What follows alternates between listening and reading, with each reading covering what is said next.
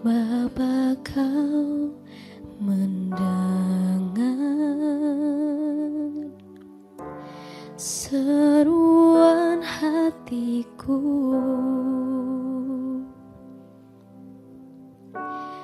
tak pernah kau lepaskan dari kasih-Mu.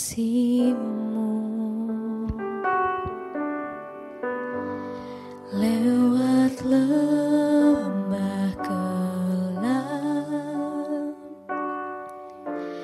kau temani aku.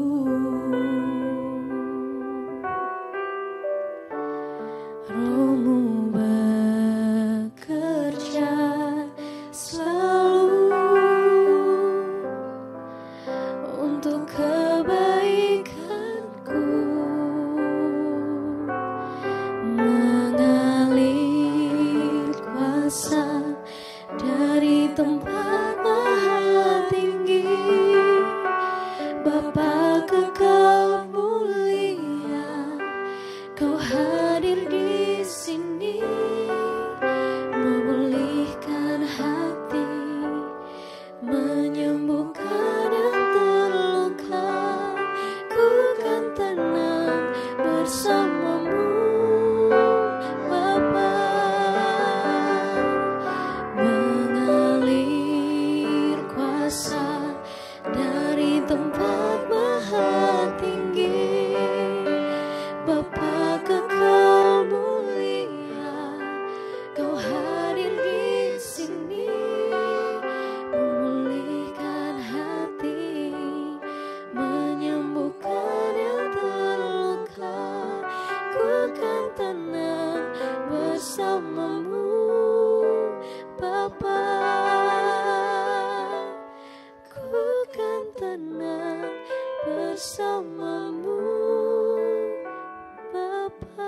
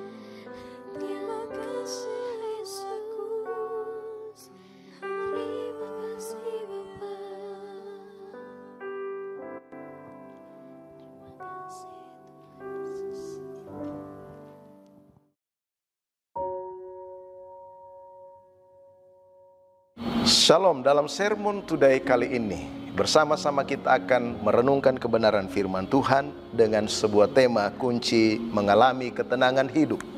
Saya akan mendasari kebenaran firman Tuhan dengan membuka di dalam Mazmur pasal 62 ayat yang pertama sampai dengan ayat yang ke-13.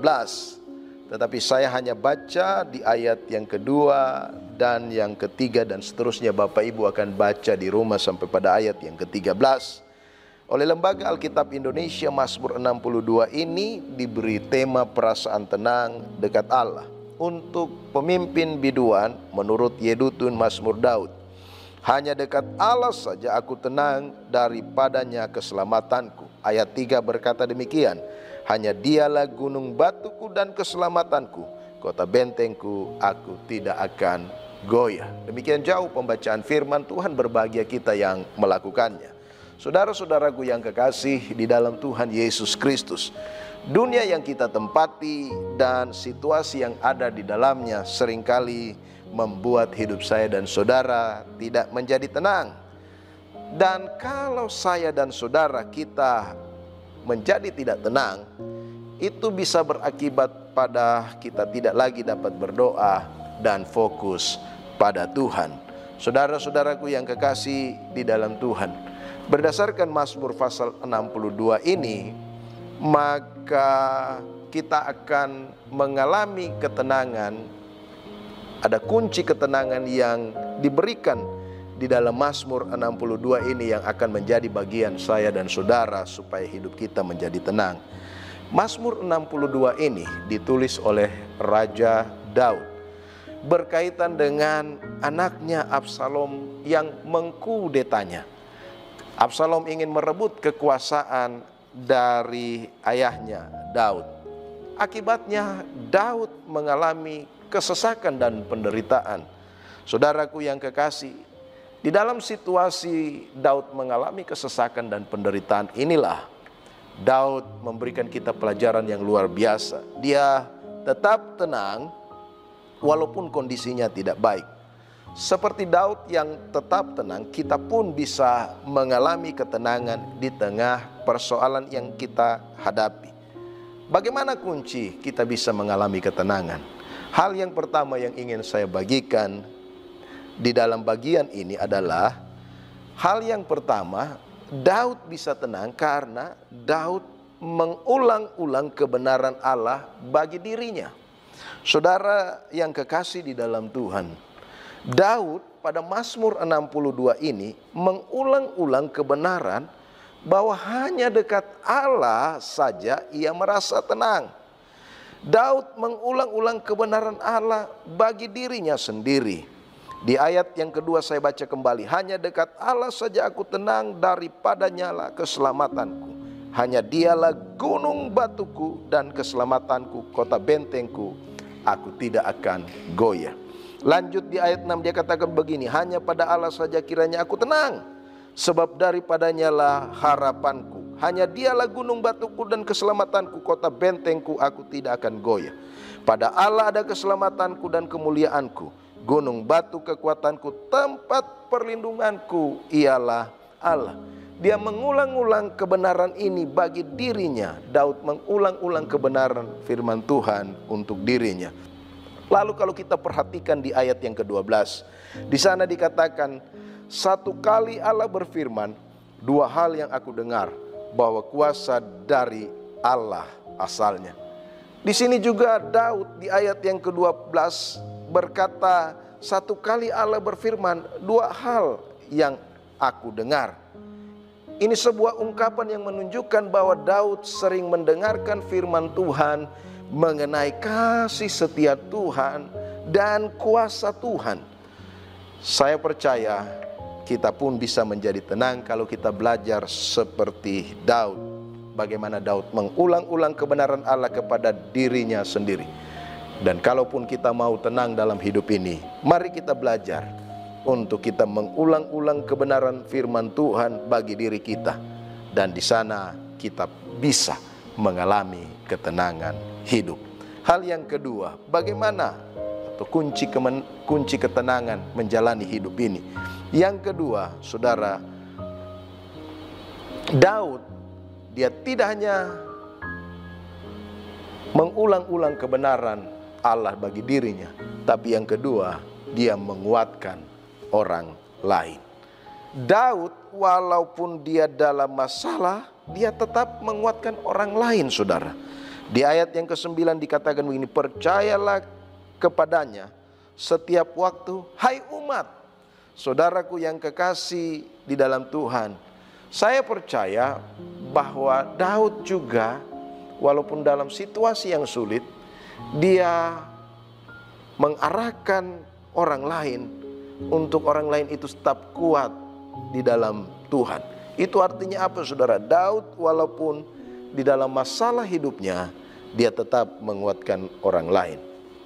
Kita bisa semakin tenang jika kita menguatkan orang lain.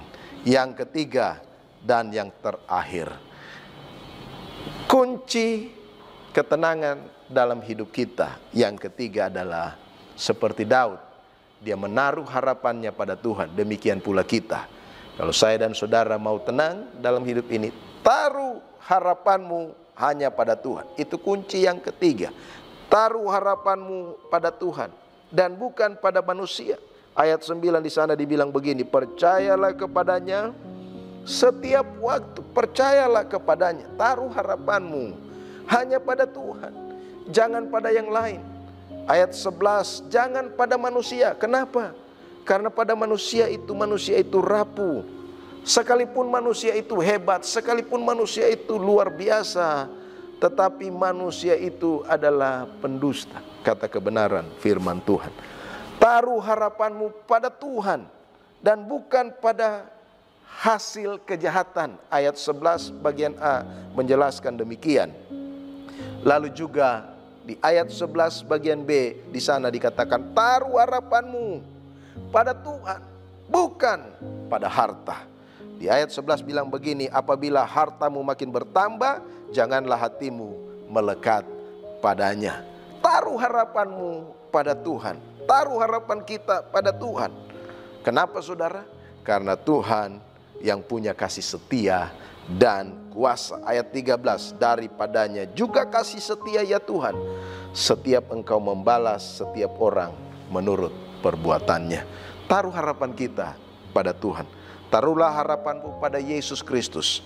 Di dalam Matius pasal yang ke-28 ayat yang ke-18, di sana firman Tuhan menjelaskan kepada kita. Matius pasal 28 ayat 18 bilang begini saudara. Yesus mendekati mereka dan berkata, kepadaku telah diberikan segala kuasa di sorga dan di bumi. Itu sebabnya taruhlah harapanmu pada Yesus Kristus, karena dia adalah pemegang kuasa di sorga dan di bumi. Dan juga bahwa Yesus Kristus kasihnya luar biasa bagi saya. Kasih setianya tidak pernah berubah dalam kehidupan saya dan saudara. Kiranya renungan firman Tuhan kali ini menjadi dasar kekuatan kita untuk menjalani hidup, supaya hidup kita senantiasa tenang. Hal yang pertama tadi, supaya kita menjadi tenang, adalah kita mengulang-ulang kebenaran Allah. Yang kedua, kuatkanlah orang yang lain. Dan yang ketiga, saudaraku yang kekasih, taruh harapanmu hanya pada Tuhan. Haleluya, haleluya. Amin buat firman Tuhan. Mari kita satu dalam doa, kita berdoa. Terima kasih Tuhan untuk hari ini kami boleh belajar kebenaran firman-Mu sebagai landasan hidup kami menjalani hari-hari hidup kami. Kami menaruh harapan kami hanya kepada Tuhan, karena kami percaya Tuhan adalah sumber kekuatan kami di dalam kami melewati hari yang sulit, hari yang penuh dengan tantangan, karena tangan Tuhan senantiasa menyertai kami. Berkati firman-Mu hari ini menjadi dasar kekuatan bagi setiap jemaat-Mu dimanapun mereka berada. Kami berdoa biarlah Tuhan senantiasa memelihara kehidupan jemaat-Mu dalam segala hal yang apapun mereka kerjakan. Tuhan senantiasa memberkati, berkati pekerjaan, berkati usaha, berkati studi daripada anak-anak-Mu, sehingga berkat Allah senantiasa dicurahkan berlimpah dalam kehidupan mereka. Biarnya juga lewat berkat yang mereka terima, mereka boleh menjadi berkat bagi banyak orang. Berkati juga bangsa dan negara kami, berkati provinsi kami, berkati kota kami. Damai sejahtera Allah melingkupi bangsa, provinsi kami, kota kami, sehingga di dalamnya kami juga mengalami sejahtera yang daripada Tuhan. Terima kasih Tuhan Yesus, Kau juga memberkati setiap anak-anak-Mu dalam panggilannya sebagai orang percaya, orang Kristen, untuk menjadi berkat bagi banyak orang. Terima kasih untuk hari ini, kami berdoa mengucap syukur. Haleluya, amin.